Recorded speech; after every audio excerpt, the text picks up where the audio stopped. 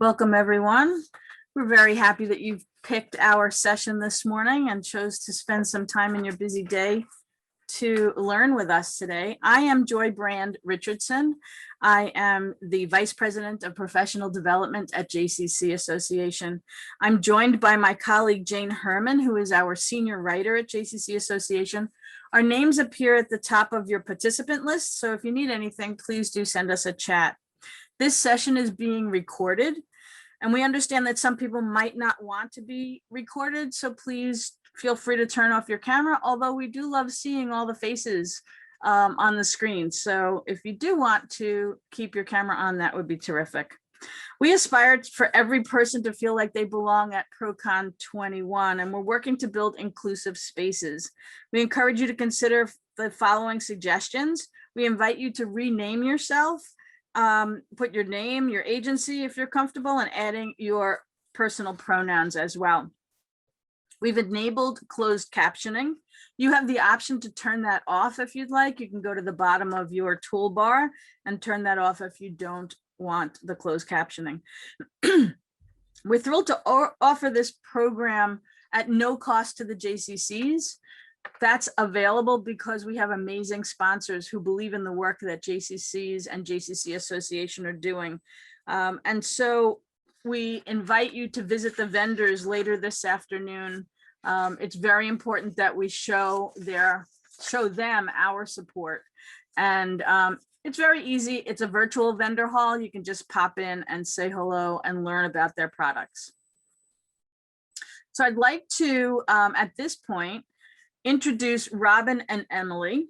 Emily Saltzman, Associate Director of Education and Training at Kesha, manages the Leadership Project, a year-long initiative that provides LGBTQ inclusive training and education. She is also a consultant for the Jewish organizations, and we've done some terrific work together. And Robin S. Awend is the Art Director, artist, and activist. Her background in fine arts and art curation has led her to the work in the Twin Cities Jewish arts community for the past 15 years. Robin is the Director of Cultural Arts at the Minneapolis JCC. And as we foster inclusion in our JCCs, sustainability often can be a challenge. By discussing experiences with LGBTQ people in our community, we can build programming and policies that increase visibility and also make a long-standing shift to affirm the diversity and experiences of people. So at this time, I'd like to invite Robin and Emily to unmute themselves and start our program. Thanks so much for being here with us. Thanks, Joy. Thanks, Jane, for having us. Welcome, everyone. So lovely to be with you here today, and so nice to know that people are joining us from all over. So we're excited to learn and chat with you today. I'll just say again, my name is Emily Saltzman. I use she and her, and I'm the Associate Director of Education and Training at Kesha. I work remotely from Minneapolis, so I'm excited to be here. Robin. Hi, everyone. I'm Robin Awend, and as Joy mentioned, I'm the Cultural Arts Director at the Minnesota JCC, where I've been working there for the past 15 years, and I have actually been working with Emily and Kesha for the past, 3 or 4 years, and we've been working together to help our community become more LGBTQ inclusive. And it's been such an amazing process that I'm excited to share with you today. And we are so glad to have you all here with us. Lovely. Thanks, Robin.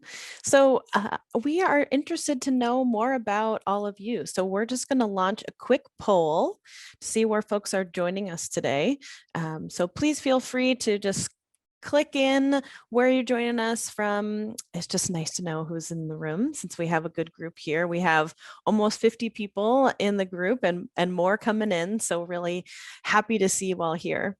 So it looks like we have a great I'm seeing the polls come in, and we have a real variety of folks joining us from Canada, Midwest, East Coast, West Coast, Southwest, South, and even other countries.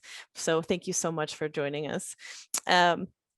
So we'll just keep that poll running for just a little bit and end it shortly. But I first wanted to just let folks know where a little bit more about Kesha.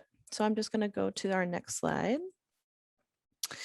So Kesha is based in Boston. We've been an organization coming up on 20 years. We were started as a volunteer-led organization in the Boston area, supporting LGBTQ Jews to connect to one another in the Boston area. And we have expanded to be a national organization serving LGBTQ communities, families, and individuals in all aspects of Jewish life. And feel free to take a look at our website. I included that in our chat if you'd like to learn more.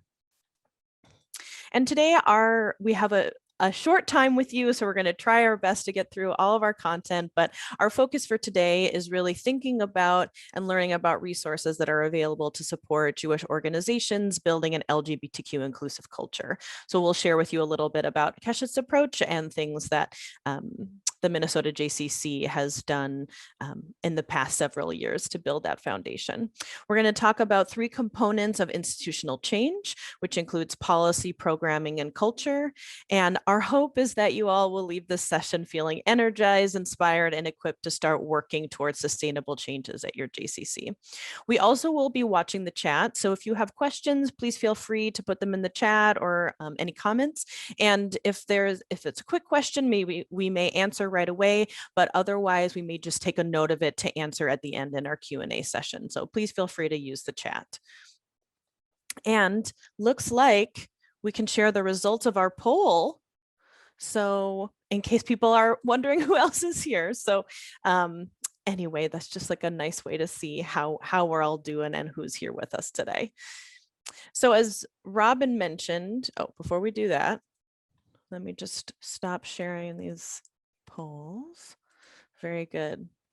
So we aren't going to have a chance to go through all of these concepts today, but many of you are familiar with the acronym LGBTQ, which includes lesbian, gay, bisexual, transgender, queer, questioning, and beyond. Sometimes we have a plus at the end of that. And so as you can see, we're thinking about this community and members of our community to lift up and support in this conversation, that there's lots of different content and experiences that changes quite quickly. I've been doing this work for more than 10 years, and even 2 years ago, a few months ago, there's new concepts and conversations that are coming up. In any conversation that we're having about people or social justice, there's continuing conversation. So we really invite folks to have a lifelong learning approach to building their own understanding and ability to be curious and ask questions and enter into conversations around sexual orientation and gender identity with respect and honoring folks' individual experiences. So if you or your JCC or Jewish community are interested in having more conversations and doing some trainings or learnings, Kesha is available for that, and we would love to work with you, and we've worked with many JCCs and JCC camps over the years. So please feel free to reach out, and we're happy to talk more. So as Robin mentioned, for many years, Robin has been really building a foundation in the Twin Cities of having conversations around LGBTQ visibility, equity, and inclusion in our Jewish community.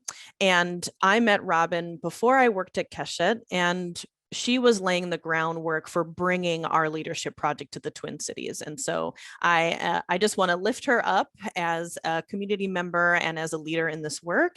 And if it wasn't for Robin having these conversations, we may not be where we are today in the Twin Cities Jewish community in thinking about inclusion around LGBTQ visibility. So this is just a flyer that we put together for our leadership project that we brought in 2008 to the Twin Cities. And we had about 20 Jewish organizations throughout the Twin Cities participate in that and have continued their work to build LGBTQ inclusive programming, policies, and culture. So I've been talking about the leadership project, and I want to break it down a little bit more. So at Kesha, I oversee this project, which is a year-long initiative to support Jewish organizations, both locally and nationally, to have conversations around how to increase conversations around LGBTQ inclusion, foster a culture that they already have, or really plant seeds to build a more visible LGBTQ inclusive Jewish community, whether that's congregations, camps, JCCs, and Jewish day schools, really thinking about LGBTQ inclusion from a Jewish lens and bringing that in and having important conversations about what that looks like. We know that that journey is unique to everyone. And so wanting to be really thoughtful about where folks start and where folks want to end up. And so the leadership project allows folks to develop their own action plan in thinking through what is accessible for them at that time. And so the action plan focuses on developing strategies and implementing particular initiatives under these three categories: programming, policy, and culture. And we'll talk a little bit more about what that looks like shortly. And then in the leadership project, because we often know that during one training, there can be some great conversations, it can kick up some good energy. Folks are like, yes, we want to make this happen. But sometimes that energy can wane several weeks or months after that training. And what's unique about the leadership project is that we work with organizations for up to a year in building those conversations, and we provide consulting and coaching throughout that time. And so if that's additional training or programming or resources to try to develop a sustainable shift for organizations, because we know that sustainable change can really only happen if there's multiple tiers of the organization involved, instead of having one person who's really jazzed about this work. We know that it can feel overwhelming to have one person kind of holding the torch for that. And our hope with the leadership project is that we're integrating leadership, board members, on the ground staff, community members in these initiatives so that they last even beyond our time working with individual Jewish organizations. If you'd like to learn more about the leadership project, you should feel free to reach out to me. Our contact information is in the portal for the conference. I don't know the exact name of that, but our contact information is there. And also at the end of this session, we'll put a slide up with our information. You should feel free to reach out to us at any point. And before I go into this next section, Robin, is there anything that I missed or that you want to add? I'll work it in when I do my sharing. So thank you so much, Emily. Yeah, absolutely. And I'll just say too that we have had the pleasure of working with Joy and JCCA in the past to host a leadership project. And our hope is that we will be doing another JCCA leadership project cohort in the future. And those are considered our national leadership cohorts, where we bring Jewish organizations from all over based on their type. And then we also do localized leadership projects like the one I mentioned here in the Twin Cities. So we're working with communities in a variety of Jewish organizations coming together to build a cultural shift in the community. So I just want to talk a little bit about why this work is important. So oftentimes when we think about our Jewish communities, we are already doing a lot to increase visibility, to create a welcoming space. At JCCs in particular, you all are doing such a wonderful job historically to remove barriers for folks to participate in JCC programs. So whether that's making sure that spaces are physically accessible, having a variety of programs, having things in multiple languages, is really built into the fabric of JCCs. And something that we also want to emphasize is that for LGBTQ folks, there are historical and systemic barriers that sometimes prevent us from participating in Jewish programming and Jewish community in general. That there are, for some of us, we've experienced great discrimination in Jewish communities that told us that we weren't allowed to be part of the Jewish community as LGBTQ people, that we were wrong, that there was no place for us, that we didn't have models for how to involve our Jewish life and being part of the LGBTQ community. So even if our intention as organization is to be as welcoming as possible, it's important for us to realize that even before we step foot into a JCC or Jewish organization, that we can be holding that with us, that unfortunate experience in the past. And so we really encourage Jewish organizations to be proactive and explicit in sharing their welcoming and inclusive stance on supporting the LGBTQ community. And that can be with supporting LGBTQ young people in an ECC or after school program or in a camp. It can be supporting families, making sure that our forms look a certain way so they can be as approachable and understanding as possible. And also the types of events that we host in community and who we choose to showcase in speaker series or what performances we host. So that's part of what we're going to be talking about today. And I also wanted to share a little bit about politically what's happening right now. So in addition to some of the historically challenging moments, we are making a lot of progress. And right now there has been a very disturbing increase of anti-trans bills being put into legislation in various states across the US. So right now, this is a record. We have over 80 anti-trans bills introduced into state legislators, and it's very scary, especially because they're targeting young people.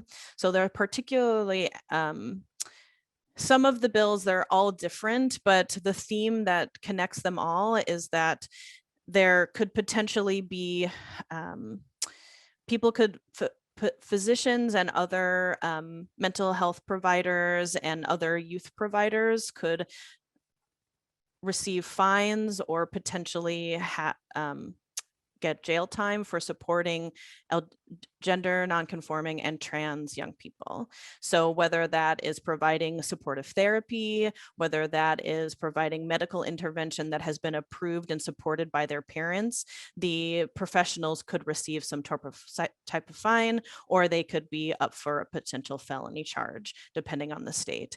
And so there are differences in all of these bills. Sometimes there are also crimes that can be put on the parents of trans and gender nonconforming kids. So it's very scary. And we mention this today because it's even more important for Jewish organizations and JCCs to know what's going on politically so that we can push against this, that we can have conversations to make sure that we're clear that we believe trans kids, that we believe in supporting you and respecting you in this way. And also, I put on here just a resource. Chase Strangio is an ACLU lawyer, and they post all of the time around what locally and nationally is happening. And so I highly recommend you follow them both on Instagram and on Twitter. And I'll just put also another article in the chat that would be helpful to follow, just because things are changing daily. Some governors are vetoing these bills, some are not. So depending on what state you're in and what work that you're doing, I think it's really helpful to keep track of what's going on. So let's see. So that's that. This is just, I think this is an important framing to make sure that we know what's going on locally. And this goes beyond these horrible bills that are being put into legislation right now, but just keeping track of what is going on outside of our JCCs, that sometimes we can, if it doesn't if things don't exactly apply to us, it can be very easy to not pay attention to what's going on around us. And so in our effort to be as inclusive and welcoming as possible, it's just so important for us to be on the pulse. And whether that there's a particular staff member that is managing that, or a team, or a diversity committee, or a task force, it's important to be on the pulse, even if your organization does not officially take political stands or do advocacy work. I think it's important to know what's going on in the community, especially because we're coming up to Pride Month, which historically and has been a time to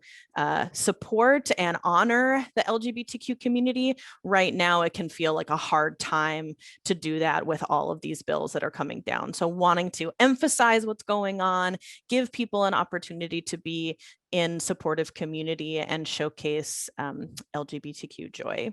So anyway, I will continue on in this way. So in thinking about a framework for inclusive communities, we talked a little bit about these 3 categories in programming, policy, and culture. Oh, sorry, we're going to get to that in just a minute. I want to talk about cisnormativity and heteronormativity first. So a lot of the work that we're doing is thinking about pushing up against cultural norms.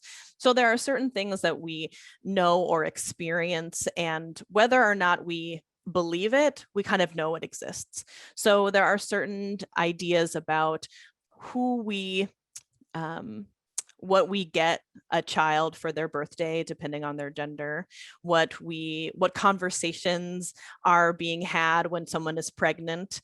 Oftentimes the first question is, someone can put it in the chat if you want. If you meet someone who's pregnant, sometimes the first question is, I'm hoping someone will fill in the blank. Yeah, is it a boy or a girl? Oftentimes that's the question. And so we are gendering kids from a very early age, even before they're born. And that often can shift the trajectory and how we treat young people and their families right away.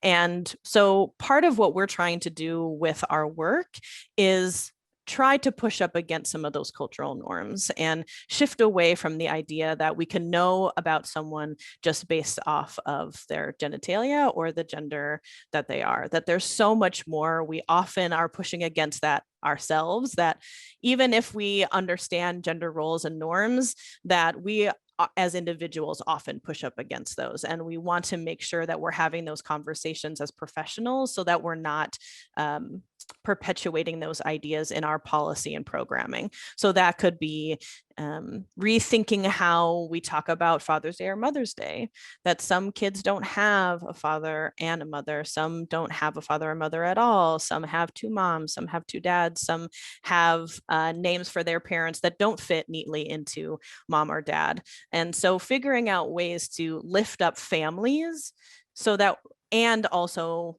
not to discount families that may not fit into the normal idea of family.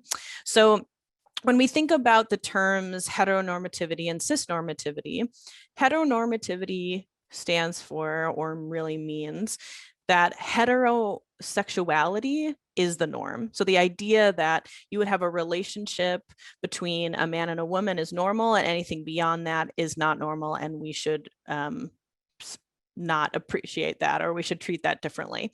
And so some examples of heteronormative practice can be if somebody is registering for a wedding and there is only like hers and his towels, or like this, that's a silly example, but some of the ways we think about that. And also before, when I was talking about forms, that if you are listing a mother and a father, but if you have 2 moms or 2 dads, what do you do there? And so many organizations have shifted that already to think about parent 1, parent 2, or parent or guardian 1, parent or guardian 2.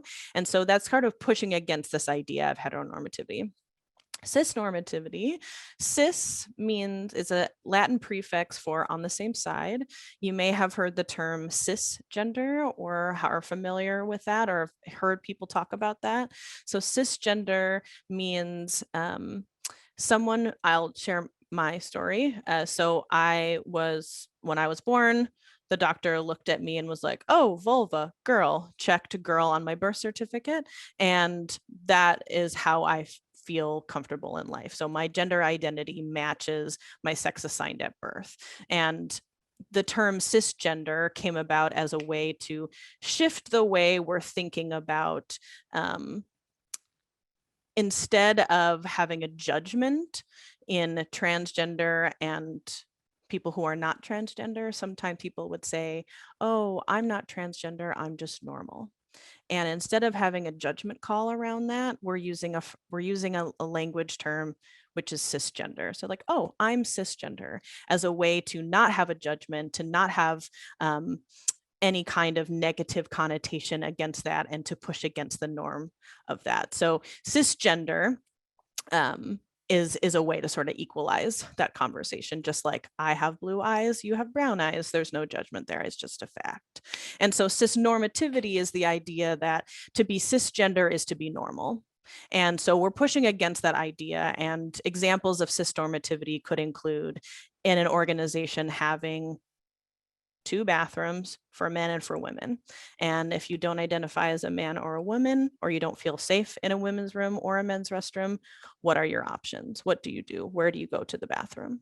And so there's been a lot of conversations about bathrooms in general, but that's an example of how cisnormativity sort of shows up in our organizations. So a big part of our work in the leadership project is thinking about how our policies do or do not perpetuate cisnormativity and heteronormativity. So that's why we bring that in. And in the leadership project, we have a lot of conversations about how that shows up, and we encourage folks to think a little bit differently about their policies and programming and culture to push up against these things. And as I mentioned before, when we think about institutional change and the work that we're doing within the leadership project, and what we encourage organizations to think about is through these 3 categories. So programming, meaning what we do; policy, meaning how we do it, why we do it, what guides what we do; and culture, the environment holds it all. So really thinking about what we're navigating in all of that. So I want to give Robin a chance to share some examples of how the Minnesota JCC has executed some of these initiatives at the Minnesota JCC in these 3 categories. So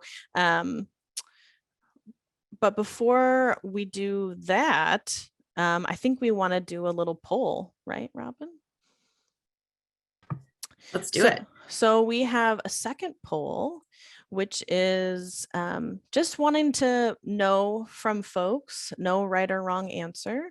Does your JCC or camp host community programming that focuses on LGBTQ visibility?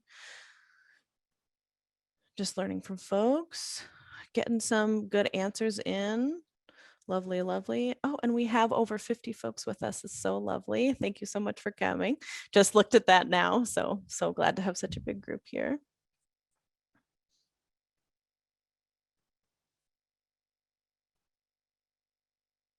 Great. Awesome. So what I'm seeing here, I'll just share the results. So John, all over the board. So we have a lot of folks saying sometimes or once or twice, a few often, and also a considerable amount never. So really thinking about what's appropriate, what makes sense for our organizations going forward. We really want to emphasize that in the leadership project, we encourage organizations to take initiatives based on what makes sense for their organization, not just adding a bunch of stuff because we want to, but really planting seeds and having conversations so that programming or events or policies can feel organic in shifting the way we think about these conversations, because we know that the organic change helps to make things more sustainable. So thanks, everybody. Great. So I want to turn it over to Robin to share some examples, and we'll take it from there. Sound good, Robin? Yeah, thanks so much, Emily. And I just want to acknowledge how much our community has grown from being a part of the leadership project. This is not something that we could have done in the same way without the help and the guidance and the structure and the sort of the ongoing touch points of the leadership project. It's, you know, we are truly a village, thankfully, and using one another as resources is how we do this and how we do it well. And of course, as our world continues to change, the work continues to change, and our commitment, as long as it's there, that is a huge part of it. And so, as Emily was saying, I'm going to touch on these 3 pieces: the programming, policy, and culture, and just give you some examples of what the Minnesota JCC has been doing over the past few years since our involvement with the leadership project. And then we can I'll talk through some of these things, and then if you have questions after, we can get to those. But we'll start with programming. And of course, programming, you know, what we do, what are the pieces that we put out there to engage with the community. And these first few examples are through the lens of our cultural arts department, sort of using a wide array of artistic media, focusing on both local and national artists. So this first example is of a local photographer, was local, I think now they're in California, but they did this incredible project featuring, interviewing and photographing folks who use they, them pronouns, and then including a story. You can sort of see on the photo on the right, the little stories underneath the photos.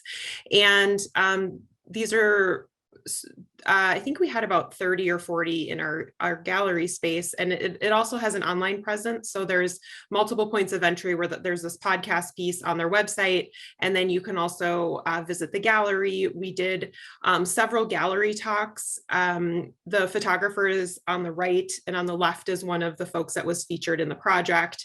We worked with a variety of school groups to come in and have these intimate conversations about different identities and how people, you know, are able to step into the truest version of themselves safely and comfortably. And so this was a really special project for us, and we were able to engage a lot of people at different ages and different levels and different awarenesses about identities. And so that is something that we would like to bring back sometime.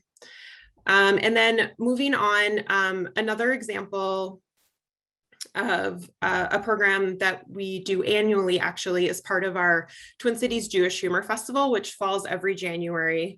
And we historically, we're in our 12th year, it will be this coming year. We've done a queer night, and we engage local and national talent for this, and it sells out every year. It is our most loved program of our humor festival, and it's just a really fun night to celebrate. And it's a great opportunity also for a JCC to partner with LGBTQ organizations and to cross promote and just really celebrate in so many different ways. So that's one of our, like I said, one of our most prized nights of our humor festival every year. And then another example, this is a one-time event that we did with author Dr. Noam Sienna. If you haven't heard of Noam, you should definitely look them up. But Noam just published this book recently, an anthology of queer Jewish texts. It's amazing. Noam's an incredible speaker, and this is such a great resource to have and to share with your communities. So, you know, author events are another great way to do programming around LGBTQ inclusion. I'll just say too, before I move into policy, I just want to make two more mentions. We don't have a slide for them, but I know most JCCs have have film festivals, and that is such a great way to showcase LGBTQ stories. Storytelling is such an important part of building awareness. And we just showed one of the films that I love that we showed last year was Trans Kids. It's an incredible documentary. Many of you may know of it, but I encourage you to check it out if you don't. And we paired that film with our J Pride organization. Some of you have J Pride organizations in your community. And then we partnered with a local trans youth, and they did an incredible, they had an incredible conversation after the film. So that's just another way to build into programming that you might already have in your JCCs. And then also, you know, as Emily mentioned, June is Pride Month, which is always a good opportunity to think about doing programming. Of course, can be really busy with lots of other Pride programming, but it's sometimes fun to get in the mix of maybe what's already happening or partnering with other organizations that might be doing something interesting. So we did a drag story hour one year and worked with our ECC, our early childhood center, and had young families, which was really exciting, and did like a small parade around our JCC. So there's ways to really engage people of all ages and who are already in your building for potentially different reasons. So then we can move on to policy. Policy is how we do it. And a few examples that I can share with you, some of the pieces. Emily talked a little bit about this before. This event that we did, this was prior to the leadership project that we hosted in our community. And we had this incredible event called Opening the Conversation, Cultivating a Transgender Inclusive Jewish Community. And Emily, I think, stated we had about 20 different Jewish organizations, over 100 people. And it was just, it was a way to get people in the room from different organizations to plant the seeds and to say, like, we are not doing this alone. We have each other. We're here as a community. We want everyone to look around and physically see that this is something we're doing as a community, not as a table of five or a single individual. This work has to be done as a community. And it was just really powerful in that moment to be together and to acknowledge that all of these people sitting around these tables wanted to be in the conversation and to help make change, whether they had not had one conversation at their JCC or if they already had started implementing strategies. And that is sort of how we then launched into the leadership project from there. And then moving forward, this is just, this is our statement of inclusion. And you can see in the red where we've added specific language about gender identity and expression, sexual orientation. We felt like that needed to be called out specifically. And so we started going through all of our handbooks and all of our internal documents and making sure that language matched where we were trying to be in terms of inclusion. And then moving on, we also did sort of a assessment of all of the bathrooms. As we all know, the bathrooms are a really big, important topic. And we found ways where we could change our single stall restrooms and use appropriate signage to note that they're all gender, so people could feel that they had an option if using the men or women's wasn't the right choice, that we had an alternative. And we were really careful about both the language and the images, because sometimes sort of the all gender, sometimes there's still like an image of like someone with pants and somebody with a skirt, and it's like, you're kind of getting there, but not fully. And so having the right imagery and language was important. And we happened to be under construction at one of our JCC locations. And so we were able to create actually a locker room, which is, you can see the all gender on the left, large handwriting, which we were really grateful to be able to do that for one of our facilities, which gets used a lot. So moving on, please. I just want to talk briefly about culture, because this is really the vessel, the environment that holds all of the work that we do. And we can move forward.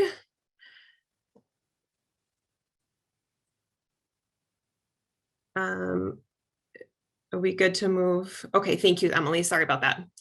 So I just wanted to show a few examples of some forms that that we had to modify, because the tricky part in some of these is when you're using online platforms, you don't always get the chance to put all of the choices that you want. There's set choices. And so you have to sort of find a way to work around some of these digital platforms that we use for camp registration and, you know, certain situations where you just don't always have the control to make the choices that you want. So for instance, this is an example of something we had to add because under gender, there were only giving the two options. And so we put up a little pop-up window, you know, that says the system has only been created in this way. So we're going to give you a chance to to list your camper's gender further on into the application.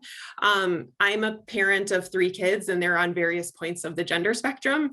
And if I saw this and didn't see the disclaimer, I immediately it would raise a red flag for me to say, oh, I see that they're not there yet.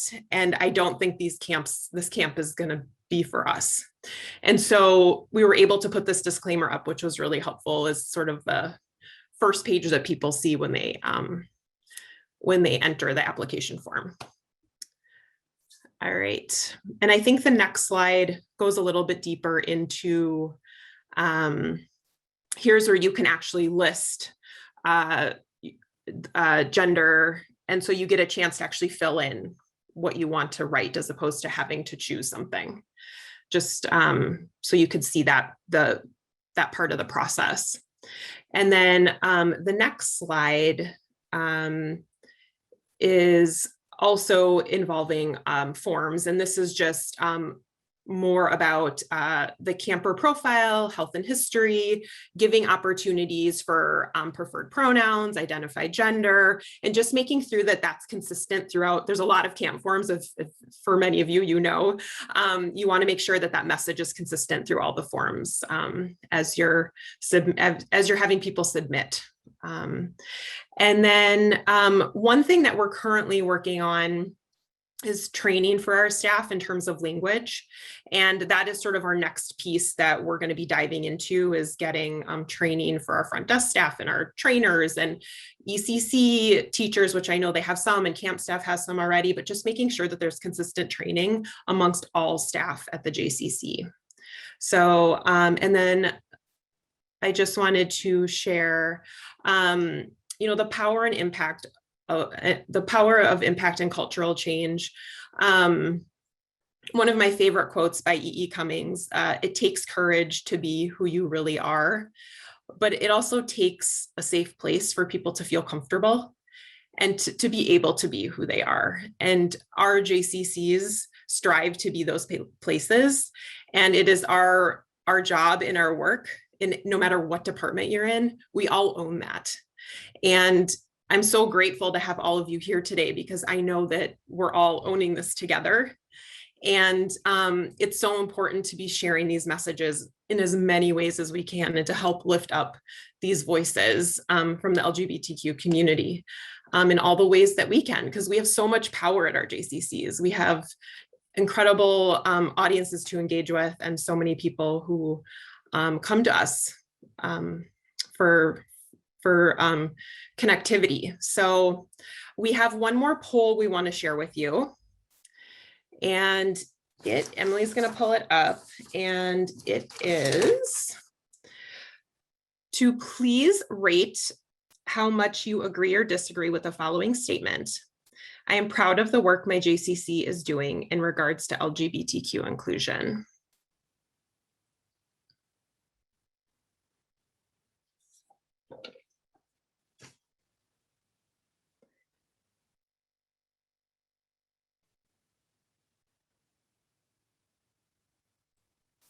Got some good things coming in here.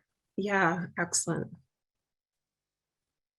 It's good to see where people are at, and it's nice to see so much of the agree. So at this point, we'd like to open up the conversation to questions. I think there's been some active comments in the chat, and so Emily and I will help monitor that from here. Yeah, that's great, Robin. Something that came up in the chat that I definitely want to talk a little bit more about, and happy for folks to ask additional questions, is around pushback. This is a ever-changing and ever-present conversation, and there are lots of different levels of pushback. So if we're thinking about fear of pushback, if we're thinking about in the past, there had been conversations and fear around hosting programming. There also can be a real experience where folks have experienced unfortunate comments or conversations. And so there's a lot of different ways to think about pushback and to monitor that. And so what we've really emphasized in some of our work in the leadership project is to plant seeds so that we're not coming out of the blue with new programming, that we're having conversations and making smaller adjustments and managing the low-hanging fruit of some of these pieces first. So that could be changing some forms. That could be thinking about how we're maybe making language a little bit more gender neutral in some of our marketing and in some of our documentation. So these little things that oftentimes people wouldn't necessarily notice, but they are sort of laying the groundwork for some of that. If you're experiencing some really intense pushback and potentially connected with donors or funding, that is another question that, and that is individual to each organization. That some organizations have had conversations with their board and major donors ahead of time in some of these changes, so they know what to expect, that they can ask any questions. Some have made assessments where if our development team receives any angry messages or any conversations that they are upset about a particular program or a new initiative, that there's some language on how do we respond. And this is up to each organization on how they would respond. Some may say, we appreciate you sharing this with us. We will reevaluate. Sometimes we appreciate what you're sharing with us. We feel really strongly that we're making the right choice. And if you feel uncomfortable with this, we may differ on this. And it's really up to how the organization wants to respond, like with any issue. And so I really highly recommend organizations thinking about how they want to respond ahead of time, because it can feel overwhelming in the moment if you do receive any pushback. I don't know if Robin wants to talk about any pushback related to the drag queen story hour that was had. There have been, I've worked with many PJ Library chapters across the country, and there is a variety of experiences with drag queen story hours. And I'm going to look at the chat for other questions, but if Robin, if there's any nuggets of wisdom that you want to share, you're more than welcome. That's, that is the tricky space is, there are people that are gonna be intimidated by some of these inroads. We definitely had a really tricky situation when we did our drag story hour, especially for really young folks. And it was on like a closed Facebook group of like 1,000 moms, and it just got ugly. And we had to figure out how to navigate it. And what we decided is not to intervene actually as an organization, not to step in and say like, hey, we're each to your own, like you don't have to come. We didn't do that. We actually waited. And the families that were so for it were the ones that actually were the ones that had those conversations with the folks that were really upset. Just that we're so offended that our community would do something like this.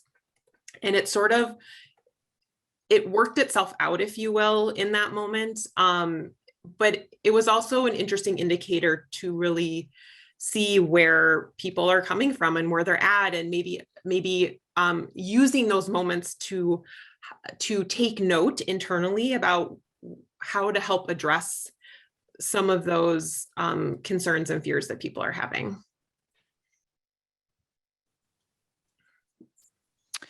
I'm just responding to some questions in the chat about how to support schools. So really recommend a couple of organizations, Gender Spectrum, which specifically works with young people, Glisten, who's been working with K through 12 schools for many, many years and supporting inclusive classrooms, and also Welcoming Schools, which is a project of HRC, and they specifically focus on K through 8.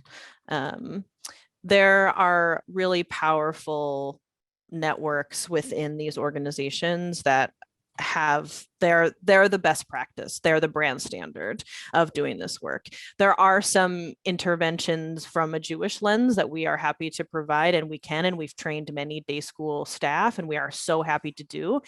And if you want to go beyond that conversation and developing inclusive classrooms and really thinking about what is the documentation, research, and background, these organizations are wonderful and they do great trainings all over the country.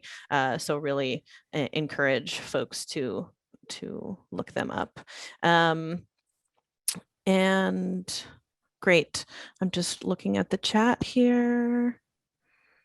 I just want to, while you're looking at that, Emily, I just sure. want to reiterate and the power and the impact of having multiple staff on board in different departments and lay leaders and board members really have a deep investment in this work, because like I was just using the example of the camp forms and being consistent through the language and wording on those, having it consistent through the entire JCC is so important.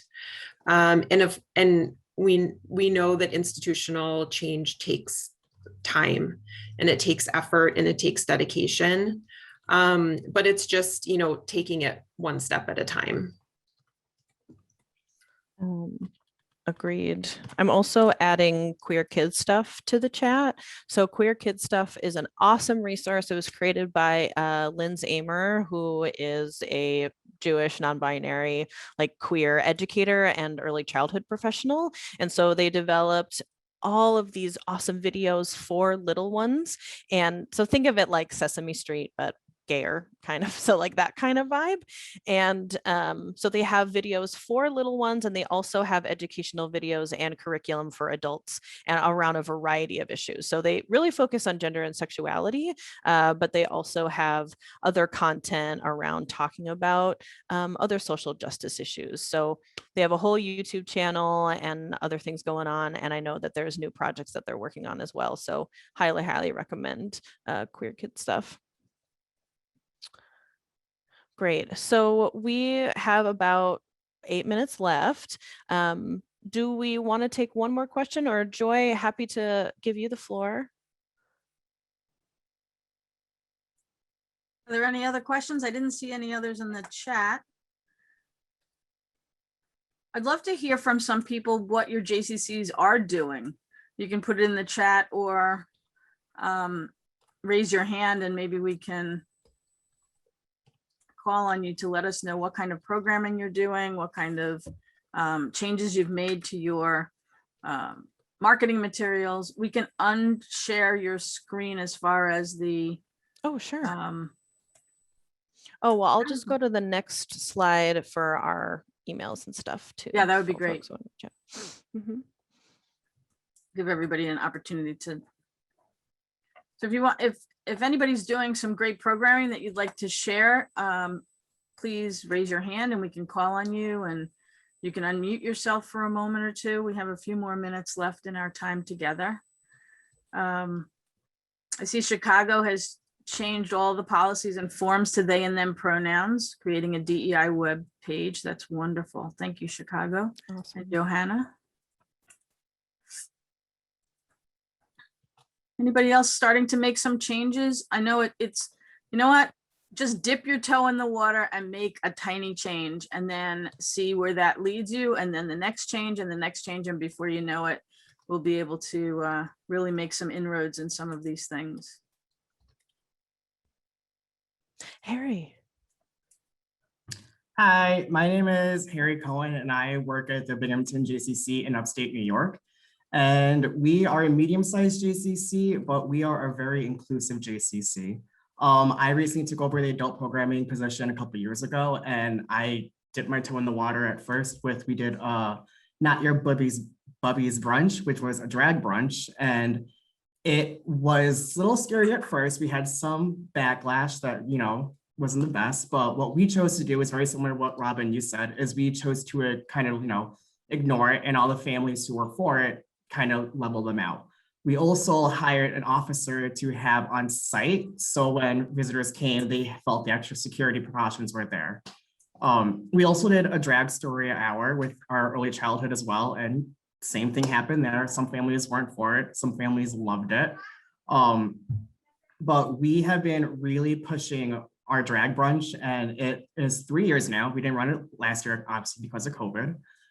But it was our highest event that we've done in all year. And it was outstanding to know that our community was really behind that. So like you said, just dip your toe in there, start slowly, but our JCC is very inclusive, and I am very proud of our JCC for that.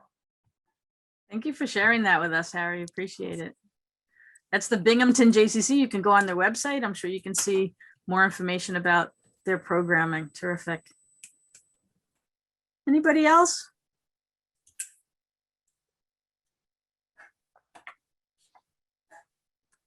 Thanks so much for being here, everyone.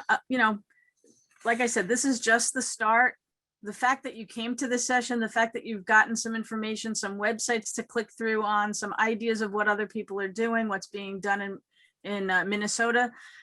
You have the tools now and the contacts and the resources to go back to your JCCs and start to form small committees and make little inroads where you can, and then report back to us and let us know. It's something that I'm certainly interested in and would love to hear from you. And don't leave yet, because what conference would there be without having some kind of announcements at the end of a session? So I do have some announcements for you before you leave. We are opening the vendor hall in about 15 minutes, so please go there. And then our closing moment, I can't believe that 3 days have gone by so quickly. Our closing moment begins at 4 o'clock Eastern, with a variety of different voices from within and outside the JCC field, as well as our own CEO, Executive Director, Daron Krakow. So thank you all. Thank you so much, Emily and Robin, for enlightening us and educating us on all of this. Thank you all for spending our time together and sticking with us. I know you had a lot of choices to attend. And at the end of the day today, you will receive a survey that will ask you to talk about your experience overall, both in sessions and overall for the conference. So we appreciate you looking out for that and filling out the survey. Again, thanks again to Robin and Emily. This was terrific. Thank you, Jane, for being the behind the scenes admittance at the door and tech person. Hope you all have a great rest of the day. Take care. Bye. Thanks, everyone. Thank you. Thanks for coming.